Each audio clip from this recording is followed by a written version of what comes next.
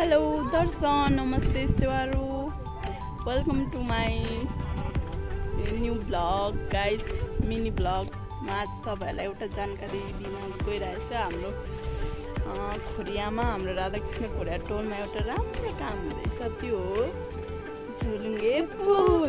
झुलुङ्गे पुल बन्दैछ हाम्रो गाउँकै बिचमा हैन। यस्तो राम्रो बन्दैछ।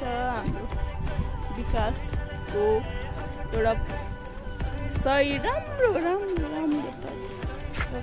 देख्न सक्नुहुन्छ। पारी चाहिँ उयो लगाइसकेको छ, देख्न सक्नुहुन्छ। कहाँ छ देख्नु न त, कहाँनिर छ पारी चाहिँ उयो लगाइसकेको छ। कहाँ छ देखिँदैन त, देख्न सक्नुहुन्छ गाइज।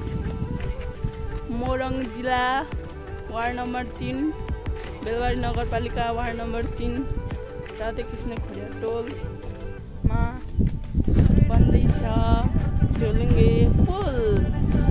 धेरै राम्रो यो रहेको छ लन्डा खोलाको। अनि यो धेरै राम्रो खुसीको कुरा हाम्रो गाउँलेको लागि। गाउँ धेरै विकास नभएर पनि बिस्तारै हुँदैछ, त्यसमा पनि म धेरै खुसी छु। तपाईँहरूलाई सानो सानो मिनी ब्लग गरेर म देखाउँदिनु पनि छु, हेर्नुहोला। बहिनीहरू फोटो खिच्दै हुनुहुन्छ, उहाँ हुनुहुन्छ हाम्रो नक्कली बहिनी। रोकिँदै भए पनि यहाँसम्म पुगेको छ यो पुलको अवस्था। अब बिस्तारै पुरै बन्नेछ भन्ने कुरा हामीले आशा राखेको छौँ। बनिँदैछ होइन।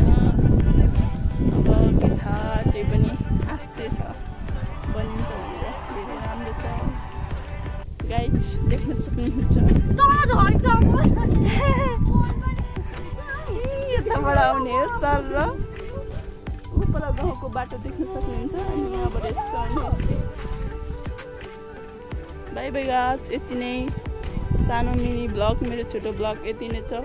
फेरि पनि अर्को भिडियोमा भेट्ने आशको साथ, भेट्ने बाचाको साथ हामी छुट्टिनेछौँ। बाई।